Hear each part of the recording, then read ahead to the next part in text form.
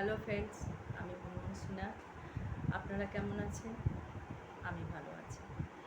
আজকে একটু ইমোশনাল আছি, কিন্তু তার পেছনে কারণও আছে। আজকে আমার বাড়ির পাশের বাড়ির কাকু যে তিনি গতকাল রাতে মানে মারা যান। সেই জন্য একটু ইমোশনাল এই কারণে যে মানুষ আমরা কে কখন চলে যাব কেউ জানে না, কিন্তু তার সেটা তো আর কিছু করার নেই, মানুষের হাতেও নেই সেটা। কিন্তু যা জানতে পারলাম যে কাকুর অনেক দিন মানে দুদিন ধরে খুব পিঠে যন্ত্রণা, একটু গ্যাস হয়ে গেছিলো, তো সেই জন্যে বুকে যন্ত্রণা হচ্ছিলো। তো সেটাকে হয়তো কাকু মানে নিজেকে বোঝাতে চেয়েছে যে না না ঠিক হয়ে যাবে। হ্যাঁ, কাকিমাকেও বলেছিল যে আরে কাউকে বলতে হবে না, ঠিক হয়ে যাবে। তো সেই সময়টা দেয়নি কাকিমাকে। তো কী হয় জানেন তো, আমাদের সব কিছু হাতে থেকেও আমরা কখনো কখনো কিছু করতে পারি।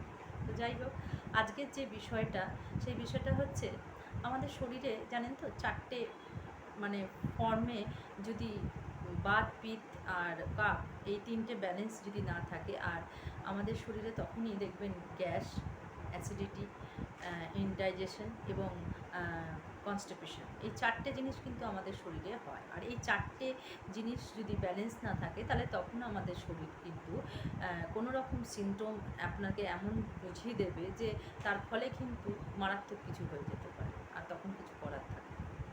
তো এই যে এইগুলো কেন হয় জানেন তো, গ্যাস কেন হয়? আমাদের খাবার নিশ্চয়ই হজম হয় না, আর হজম যদি না হয় তখন সেটা পাচন মানে ভালোভাবে পাচনতন্ত্রে ভালো করে পাচনতন্ত্রে পাচনও হবে না। তখনই আমাদের শরীরে সেইগুলোকে মানে ভালো রকম না তার যেটা কাজ সেটা যদি না হয়, তখনই সে ব্যাগরবাই করে, তখনই কিন্তু সেই গ্যাসটা বুকের দিকে উঠে যায়, হয়তো ব্রেনের দিকে উঠে যায়, কারো পিঠের দিকে। তখনই দেখবেন রোদে গেলে আমাদের সানস্ট্রোক হয়, হ্যাঁ, ব্রেনে হলে ব্রেন স্ট্রোক হয়ে যাচ্ছে, বা হার্টে গেলে হার্টে যদি যায় সেটা হার্টের স্ট্রোক হয়ে যাচ্ছে। তো যাই হোক, কারণ তো অনেক কিছুই থাকতে পারে, কিন্তু যেটা আমরা করতে পারি, আমরা এই যে গ্যাস, অম্বল, অ্যাসিডিটি অবশ্যই মানে বেশি হলে তো ডাক্তার কাছে তো ছুটে যাবই, কিন্তু তার আগে আমাদের ঘরের মধ্যে যদি আমরা একটু খাবার দাবারের মধ্যে পরিবর্তন করতে পারি, তাহলে অনেকটা হয়তো রিলিফ পেতে পারি। হ্যাঁ, মনে করুন আমাদের যে খাওয়াটা সেটা যদি চেঞ্জ করতে পারি, খাওয়া মানে আমি বলছি না যে আপনি একবেলা খাবেন না, তা না, খাবারটা 3 বেলা, যেমন আপনি ব্রেকফাস্ট, লাঞ্চ, ডিনার করেন সেটাই করুন, কিন্তু খাবার পরিবর্তন মানে চেঞ্জ করুন, প্যাটার্নটাকে চেঞ্জ করুন। যেমন মনে করুন ভগবান আমাদেরকে 32টা দাঁত দিয়েছে, নিশ্চয়ই কিছু কারণ বুঝেছে, তাই জন্যই 32টা দাঁত দিয়েছে। তো এখন সায়েন্সে দেখা যাচ্ছে একটি রিপোর্টে যে 32 বার যদি কোনো খাবারটাকে চিবিয়ে খান, তাহলে সেই খাবারটা কিন্তু একদম লিকুইড ফর্মে হয়ে যায়, আর লিকুইড হয়ে গেলে আমাদের এই যে মানে গলা দিয়ে যে যখন যেতে সেটা আটতে গিয়ে মানে পাকস্থলিতে গিয়ে যায়, তখন সেই খাবারটা অলরেডি সেটা মানে ডাইজেস্ট হয়ে যায়, এবং তাতে আপনার সকালবেলা যে মলটা আপনি মানে বের হয় সেটা কিন্তু খুব ক্লিয়ারভাবে, সেটাতে কষ্ট হয় না। হ্যাঁ, তো এইগুলো কারণ। আর আপনার সকালবেলার যে আর কিছু এইগুলো তো কারণ আছে। আর তারপরে আপনি যদি সকালের রুটিনটাকে চেঞ্জ করেন, যেমন ব্রেকফাস্টটা সকালবেলা ঘুম থেকে উঠেই যদি আপনার সুগার থাকে, তাহলে আপনি একটু মানে 1 চা চামচ মেথি রাতেরবেলা ভিজিয়ে রেখে সেই জলটা খালি পেটে খেলেন, একটু গরম জল খেলেন, একটু সকালবেলা জল উঠেই কিন্তু বসে আপনি জল পান করবেন। হ্যাঁ, কেন মুখের মধ্যে যে এই লালাটা সারা রাত যে তৈরি হয়, এটা কিন্তু গুড অ্যান্টিবায়োটিক হিসেবে কাজ করে। কেন দেখবেন যে অ্যানিম্যালদের কোনো কিছু চোট লাগলে তারা কিন্তু নিজে জিভ দিয়ে চাটে। তো এই যে স্লাইভা, এই যে লাল, এটা কিন্তু মারাত্মক ভালো জিনিস। এটা আপনি ভাববেন না ছি এটা কীরকম কথা, না, এটা ভালো জিনিস। এটা আপনার সকালবেলা ওই বেসিনে গিয়ে কুলকুচি করে ফেলে দেবেন না, আপনি বিছনা বসে হলেও, আপনি চেয়ারে বসে হলেও সেই তখন মানে বাসি মুখে অনেকটা জল পান করবেন। এতে কি আপনার এই স্লাইভাটা ভেতরে গেলে আপনার ডাইজেস্টিভ সিস্টেমকে সে অ্যাক্টিভ করে, গুড ব্যাকটেরিয়া তৈরি করে এবং ব্যাড ব্যাকটেরিয়াগুলোকে মেরে দেয়। এইগুলো হলো। ব্রেকফাস্টটা খুব হেভি করবেন মানে ব্রেকফাস্টটা কিন্তু খুব মানে পেট ভরে খাবেন, তাতে আপনি যাই খান। হ্যাঁ, তারপরে ব্রেকফাস্টের ঠিক মাঝখানে যে সময়টা থাকে, মানে ব্রেকফাস্টটা কিন্তু 9:30টার মধ্যে শেষ করে দেবেন, আর 9:30 থেকে 11টা বা 11:30টার মধ্যে আপনি যে কোনো সিজনাল ফুল একটা, হ্যাঁ, হ্যাঁ, সে শসা হোক, আপনার হাতের সামনে যা পাবেন আপনি তাই খাবেন। হ্যাঁ, কোনো দামি ফ্রুটের দরকার নেই। আর তারপরে যে লাঞ্চটা করবেন, লাঞ্চের শুরুতেই কিন্তু একটু স্যালাড রাখবেন। স্যালাড রাখলে কি পেটটাও ভরে যায়, আপনার খাবারটা কম হয়। কেন মানে বলা যায় যে সকালবেলার ব্রেকফাস্টটা রাজার মতন করুন, আর দুপুরের ব্রেকফাস্টটা আপনি একটা ব্রাহ্মণ যেভাবে খায়, মানে একবেলা খায়, সেরকম ওই সময় ওই রকম মানে অল্প পরিমাণ খেলে। কিন্তু টক দইটা অবশ্যই রাখবেন পাতে। টক দইয়ের মধ্যে যে গুড ব্যাকটেরিয়া থাকে সেটা কিন্তু আপনার ডাইজেশন সিস্টেমকে ভালো রাখে। তারপরে যে মাঝখানে বিকাল থেকে সন্ধ্যের মধ্যে যে সময়, ওই সময়টা আমাদের আবার দেখবেন খাবার একটু চেষ্টা হয়, একটু চা খাই, একটু কফি খাই।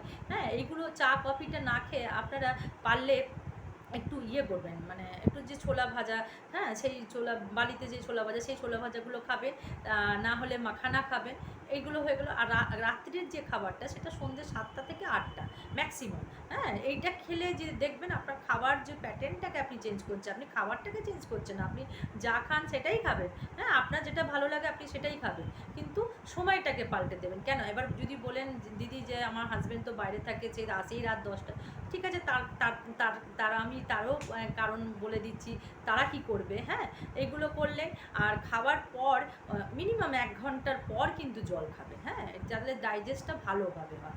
আর যারা এই যে বললাম যে যারা মনে করুন ওয়ার্কিং লেডি বা ওয়ার্কিং মানে যারা হাজব্যান্ড, তারা কি করবেন বলুন তো, সকালবেলা যে খাবারই খান একটা চূরণ, মানে একটা ঘরের থেকেই একটা চূরণ বানাবেন।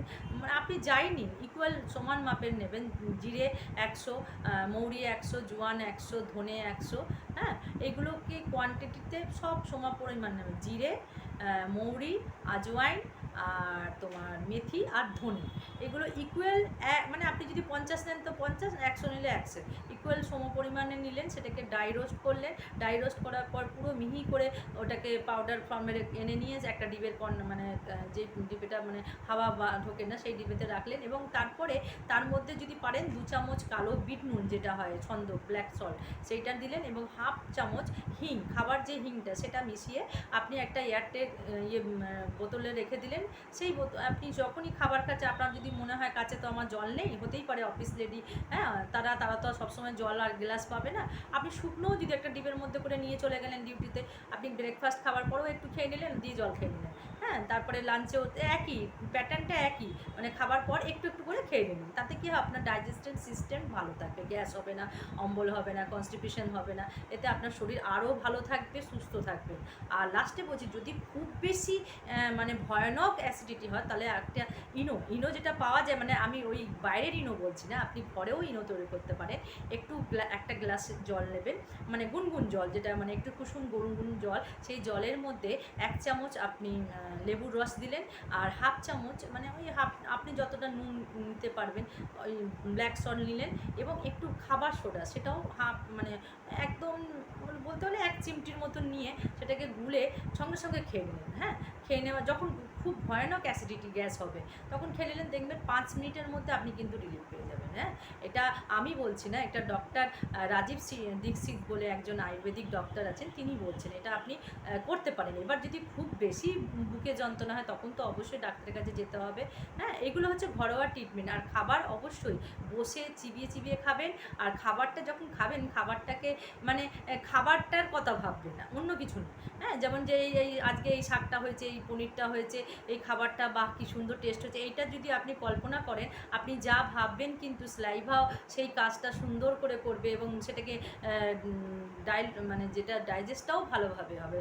আর যে কোনো কিছু খাবার খান বা যে কোনো কর্ম করুন, আপনি কিন্তু ওই ভগবানকে ধন্যবাদ জানাবেন। জানেন তো, ধন্যবাদ জানালে আপনাকেও সে আপনাকে রিটার্ন ধন্যবাদ জানায়। এই কারণে সে আপনি যাই করুন, যা কর্মই করুন, সে খান, ওয়ার্ক করুন, যাই করুন, সেও কিন্তু আপনাকে ভালো ফল দেবে। আজ এই পর্যন্ত।